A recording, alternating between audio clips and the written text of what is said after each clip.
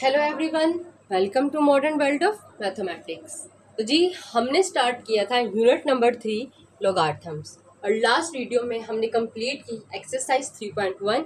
आज की वीडियो में हम स्टार्ट करेंगे एक्सरसाइज 3.2। 3.2 एक्सरसाइज पर जाने से पहले हमारा कुछ कॉन्सेप्ट्स का क्लियर होना लाजमी है। तो जी इस एक्सरसाइज में हम देखेंगे कि लॉगरिथम्स हम कैसे फाइंड करते हैं। जैसे कि हमने पहले देखा था कि लॉगरिथम्स हमारे पास रैपिड कंप्यूटेशन के लिए यूज़ होते हैं। मींस के वो कैलकुलेशंस जो हमारे पास कॉम्प्लिकेटेड हो उनको रैपिडली करने के लिए हम लॉगरिथम्स को यूज़ करते हैं। इसी के साथ साथ अगर हमारे पास कॉम्प्लिकेटेड कैलकुलेशंस हैं तो उन्हें एक्यूरेट कंप्यूट करने के लिए हम किसे यूज़ करते हैं जी, लॉगरिथम को यूज़ करते हैं। अब लॉगरिथम जो है वो दो तरह से हैं। हमारे पास दो तरह के लॉगरिथम्स होते हैं। तो जी हमारे पास जो कॉमन लॉगरिथम होता है इसमें बेस 10 होती है। इसी तरह अगर हम नेचुरल लॉगरिथम की बात करें तो इसकी बेस ई होती है। और अगर मैं जनरली लॉगरिथम की बात करूं तो इसमें हमारे पास जो बेस होती है वो ए होती है और ये बेस कभी भी 1 नहीं होती। दूसरी कंडीशन है कि ये हमेशा 0 से बड़ी होती है। इट्स मीन हम कह सकते हैं कि हमारी लॉगरिथम्स में बेस 2 या 2 से बड़ी होगी। 0, 1 और नेगेटिव नंबर्स नहीं हो सकते। अगर हम कॉमन लॉगरिथम की बात करें तो बेस 10 होती है और अगर हम नेचुरल लॉगरिथम की बात करें तो बेस ई होती है। ये दोनों टाइप्स हैं किसकी, इस लॉगरिथम की। तो अब हम समझते हैं कि लॉगरिथम है क्या। हम ये बेसिस की बात कर रहे हैं तो इसके पीछे का क्या कॉन्सेप्ट है, तो जी उसकी तरफ चलते हैं। Logarithm of a real number हमने ये बताना है। तो जी अगर मेरे पास ये कंडीशन है तो वो कहता है कि इसमें जो x है हमारे पास वो क्या है, लॉगरिथम है किसका, y का। वो पावर में होगा, वो लॉगरिथम होगा जो हमारी राइट साइड पे वैल्यू होगी। हमारी बेस क्या है, ये a, ये हमारी क्या है जी, बेस। और साथ ही साथ हमने पढ़ा था कि हमारी बेस जो है वो हमेशा 1 से बड़ी होगी। बिकॉज यहाँ पे लिखा है नॉट इक्वल टू 1, मीन्स कि 1 तो आ ही नहीं सकता और 0 से भी बड़ी है। तो हम कह सकते हैं a ग्रेटर देन 1। आपको एक ये कंडीशन भी याद होनी चाहिए। ओके, y है ये भी ग्रेटर देन 0 है। अगर मेरे पास ये कंडीशन ऑलरेडी कि मेरे पास ये एक इक्वेशन है, इसमें x जो है वो लॉगरिथम है y का और ये जो बेस a है वो मेरे पास 1 से बड़ी होगी और जो y है यहाँ पे वो 0 से बड़ा होगा, तो वो कहता है कि मैं इसको लिख सकता हूँ लॉगरिथम फॉर्म में। कैसे, log a y is equal to x। तो जी ये जो बेस थी ये लॉगरिथम की इस जगह पे आ गई और ये राइट साइड वाली वैल्यू ये और ये पावर वाली इधर चली गई। तो जी अगर मेरे पास ये फॉर्म लिखी हो, आपको वो कहे कि इसको लॉगरिथम फॉर्म में लिखें, तो जी फॉर्म ये है। इट्स मीन कि मैं अगर लिखूं ये बात तो मैं इससे ये बात भी लिख सकती हूँ। ये दोनों बातें इक्वल हैं। अगर मैं ये बोलती हूँ इट्स मीन कि ये भी है और अगर मैं इसकी बात करूँ इट्स मीन कि ये भी है। ये दोनों साइड पे एरोस का मतलब होता है if and only if. Means के अगर मेरे पास ये चीज़ गिवन है तो मैं इसको ऐसे लिख सकती हूँ और अगर मेरे पास ये वाली साइड गिवन है तो इसको मैं ऐसे लिख सकती हूँ। ये हमारे पास फॉर्म होती है एक्सपोनेंशियल फॉर्म और ये हमारे पास होती है लॉगरिथमिक फॉर्म। अब यहाँ पे लिख भी सकते हैं। मैंने चूंकि बोला कि ये दोनों सेम है, इट्स मीन का जो सोल्यूशन आएगा वो सेम होगा। आप लिख सकते हैं यहाँ पे सेम सोल्यूशन। तो जी इस लॉगरिथम को यूज़ करते हुए हमारे पास कुछ डिडक्शंस हैं जो कि आप नोट कर लें। पहली डिडक्शन है हमारे पास बेस a है और अगर y की जगह यहाँ पे 1 आ जाए तो जी मेरा x आएगा 0। तो जी यहाँ पे मैं log किसका फाइंड कर रही हूँ, इस y का। ओके, तो मेरे पास आंसर क्या आया जी, 0। एक्चुअली में हमारा जो सोल्यूशन है वो ये है जो कि अब आ गया 0। ये चीज़ वैलिड है हर हाल में। इसी तरह मेरे पास अगर यहाँ पे आ जाए बेस भी a है और लॉगरिथम भी a का फाइंड करना, तो इसका आंसर आता है जी 1। ये बस सेकेंड डिडक्शन और ये भी हर हाल में वैलिड है। 1 का log 0 होता है और इटसेल्फ बेस वाला log क्या होता है जी, 1 होता है। तो ये चीज़ आपने याद रखनी है। आगे चलते हैं। तो जी कॉमन लॉगरिथम की तरफ आए तो आपको मैंने कहा वो कॉमन लोगार्थम होता है जिसकी बेस क्या होती है 10। ये भी हम पीछे पढ़ कर आए हैं।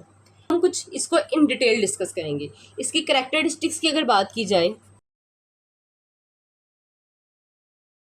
तो जी, अगर हम किसी भी नंबर की कैरेक्टरिस्टिक की बात करें, जैसे कि यहाँ पे मैंने लिया 10 की पावर 3 इज़ इक्वल टू 1000। अब आप देखें, ये था मेरा a, ये था x और ये था y जनरल फॉर्म में। जब मैंने इसको कन्वर्ट किया था लॉग फॉर्म में तो ये क्या बना था, लॉग। यहाँ पे क्या आती थी जी मेरी बेस, यहाँ पे मेरा y और जी यहाँ पे मेरे पास क्या आता था जी 3। तो आप कन्वर्जन करेंगे जो हमने पीछे रूल पढ़ा उसके अकॉर्डिंग। लेकिन जब हम बात करते हैं कॉमन लोगार्थम्स की जिसमें बेस 10 होती है तो हम यहाँ पे बेस राइट नहीं करते। ओके, हम लोग ने कन्वर्जन पढ़ी थी पीछे बेस a के लिए। लेकिन अगर हम बात बेस 10 की यानी कि कॉमन लोगार्थम की करते हैं तो यहाँ पे 10 नहीं आता। पहले मैंने लिखा बिकॉज हम ये चीज़ पढ़ कर आए हैं, तो आपको अब डिफरेंस समझ आ गया होगा कि अगर हम लोगार्थम की बात करते हैं तो हम यहाँ पे ए लाजमी लिखेंगे, लेकिन अगर हम बात करें कॉमन लोगार्थम की तो यहाँ पे बेस नहीं आती। अब हम आगे चलते हैं।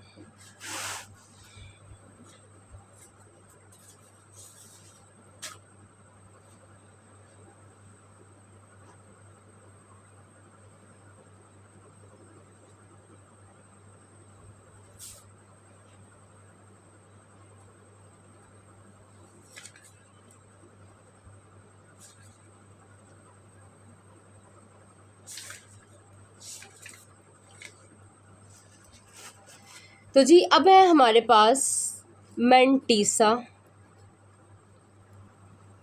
या फिर अगर हम करेक्टरिस्टिक ऑफ लॉग या मैंटीसा ऑफ लॉग लिख दें, ऑफ लॉग। ओके, हम क्या करना चाह रहे हैं, हम इसे भी फाइंड करना चाह रहे हैं और हम इसे भी फाइंड करना सीखना चाह रहे हैं, तो वो आप सीख लें। ओके, जब हम इसको फाइंड करते हैं तो जो हमारे पास गिवन नंबर होता है हम उसे कन्वर्ट करते हैं साइंटिफिक नोटेशन में, जो कि हमने पीछे सीखी है। इसका लिंक मैं डिस्क्रिप्शन पे दे दूँगी, वहाँ से देख सकते हैं।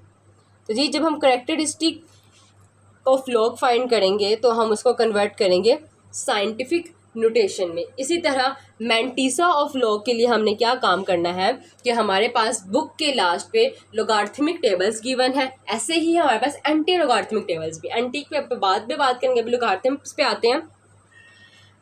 तो बुक के लास्ट पे हमारे पास लोगार्थम के टेबल्स प्रोवाइड किए गए हैं, साथ ही साथ एंटी लोगार्थम्स भी है, उन पे अभी डिस्कशन नहीं कर रहे, अभी हम लोगार्थम्स पे हैं। तो हम क्या करेंगे, जब हम साइंटिफिक नोटेशन में कन्वर्ट कर लेंगे अपने नंबर को तो उस डेसिमल पॉइंट के बाद दो वैल्यूज़ को हम उस टेबल की फर्स्ट कॉलम में ढूंढेंगे। वो जहां हमें मिली उसकी अगली वैल्यू के लिए हम उस रो पे मूव करेंगे और तो डेसिमल के बाद जो पहली दो वैल्यूज़, तो जी डेसिमल के बाद जो पहली दो वैल्यूज़ होंगी आप उन्हें पहली कॉलम के अंदर ढूंढेंगे और फिर अगली वैल्यूज़ के लिए आप रो में ढूंढेंगे, उसी रो में जहाँ पे आपको कॉलम उसी रो में जहाँ पे आपको ये नंबर डिटेक्ट हुआ। तो वो आपको मैं प्रॉपर सिखाऊंगी कि आपने कैसे करना है, लेकिन अभी तक के लिए आप इतना याद रख लें। और ये भी याद रखिएगा कि यहाँ पे अगर मेरे पास वैल्यू ज़्यादा है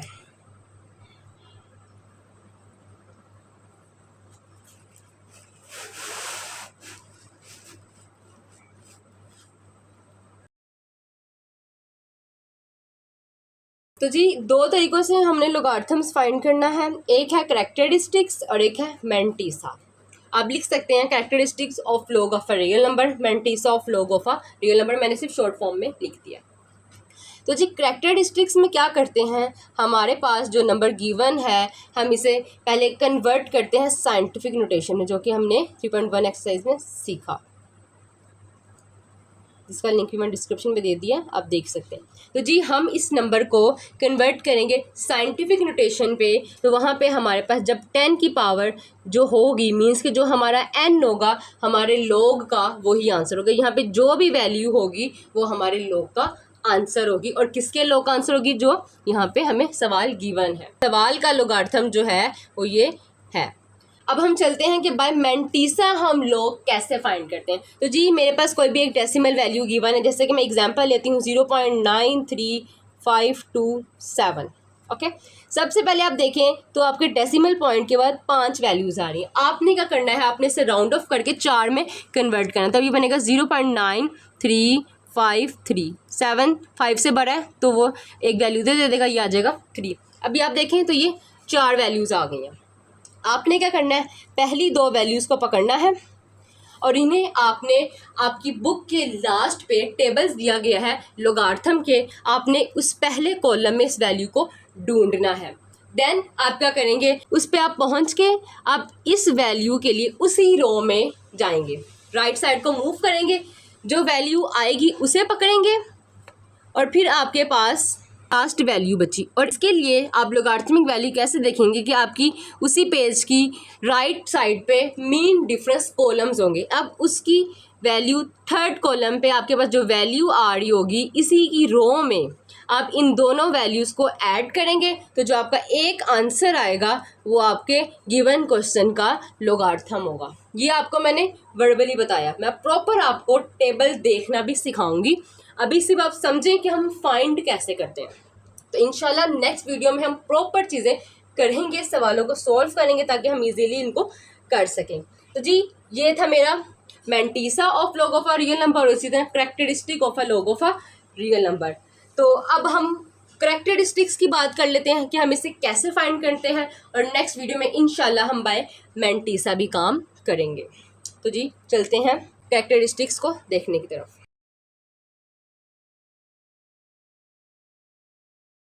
ये 3 एग्जाम्पल्स मैंने ले लिए हैं और मैंने क्या करना है, इनका करैक्टरिस्टिक्स ऑफ लोगार्थम फाइंड करना है। तो वो मैं कैसे फाइंड करूँगी हम ये देख लेते हैं। पहले क्वेश्चन की बात की जाए, अब यहाँ पे सोल्यूशन लिख लें।